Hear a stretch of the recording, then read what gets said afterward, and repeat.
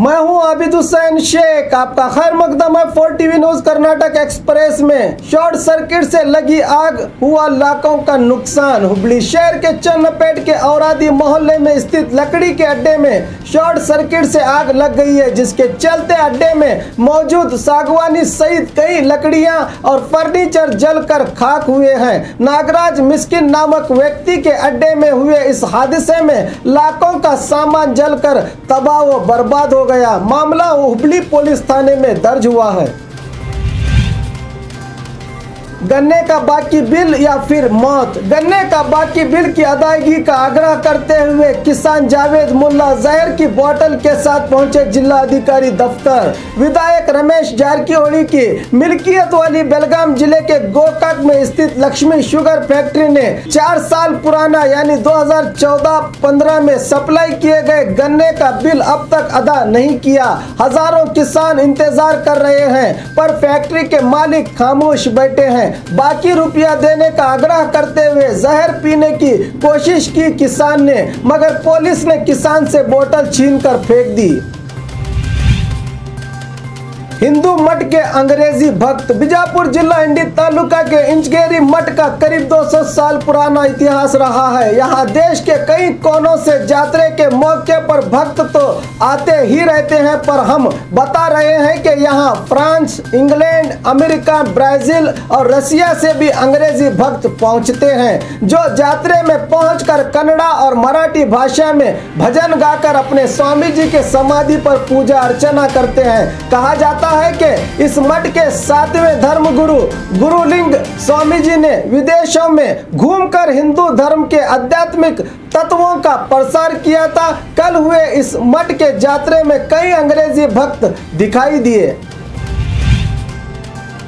धारवाड़ साहित्य सम्मेलन अभी तक नहीं पहुंचा सरकारी अनुदान। धारवाड़ में साहित्य सम्मेलन का समापन होकर 2 महीनों से भी ज्यादा वक्त गुजर गया है। इस कार्यक्रम के लिए सरकार ने कुल 8 करोड़ रुपया अनुदान देने की घोषणा की थी, मगर अब तक 1 रुपया भी रिलीज नहीं किया गया। शामियाना खाने के खर्च, कलाकारों को दिए जाने वाला गौरवधन और सब कुछ उधार ही हुआ है। जब ठेकेदारों ने जिला अधिकारी से अपने बिल की मांग की तो जिला अधिकारी कहते हैं कि अभी सरकार से अनुदान नहीं आया।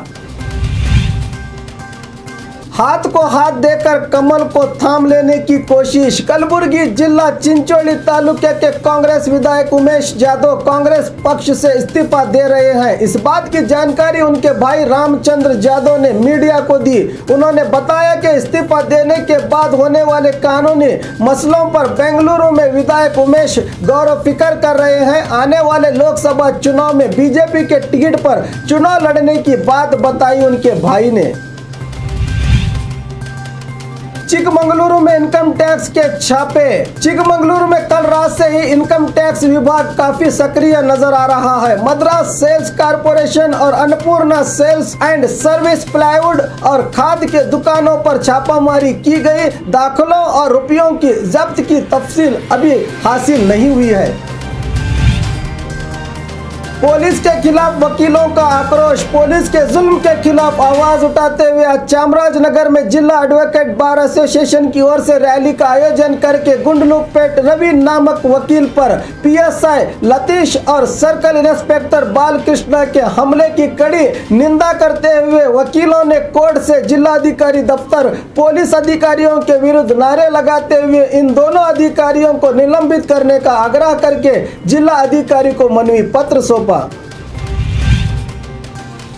बीजेपी MP का SB अकाउंट हैक। 20 लाख रुपए उड़ाए ऑनलाइन चोरों ने। दिल्ली के पार्लियामेंट इहाते में स्थित स्टेट बैंक ऑफ इंडिया के सेविंग्स अकाउंट से बीजेपी MP शोभा करंदलाजे के अकाउंट में 4 दिन पहले ही उनका वेतन जमा हुआ था, मगर आज देखा तो 20 लाख रुपए खर्च पड़ा है। इसी को लेकर शोभा करंदलाजे ने पार्लियामेंट स्ट्रीट पुलिस थाने में शिकायत दर्ज की है। होम मिनिस्टर राजनाथ सिंह ने पुलिस को जांच करने के आदेश दिए हैं। और खबरों के लिए देखते रहिए 4TV न्यूज कर्नाटक एक्सप्रेस।